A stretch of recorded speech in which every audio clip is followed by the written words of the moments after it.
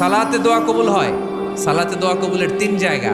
একটা হচ্ছে তাকবীরে তাহরিমার পরে আমরা সানা পড়ি না, আমরা তো একটা পড়ি, আল্লাহর হাবিব সুন্নাহ এবং নফল নামাজে আরো পড়তেন সানা, ওই দোয়া কবুল হয়। দুই নম্বর জায়গা সালাতে সেজদায় পড়ে দোয়া করলে কবুল হয়।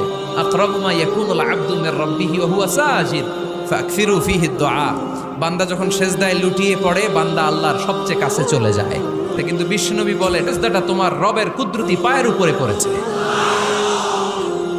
সেজদায় পড়ে দোয়া করেন।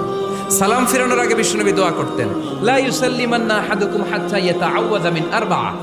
আল্লাহর হাবিব বললেন, চার জিনিস থেকে পানাহ না আছে আমার কোন উম্মত যেন সালাম না ফিরায়। তারা যেন পড়ে, আল্লাহুম্মা ইন্নী আউযু বিকা মিন আযাবিল কবর, আউযু বিকা মিন আযাবি জাহান্নাম, আউযু বিকা মিন ফিতনাতিল মাহইয়া ওয়াল মামাত, আউযু বিকা মিন ফিতনাতিল মাসিহিদ দাজ্জাল।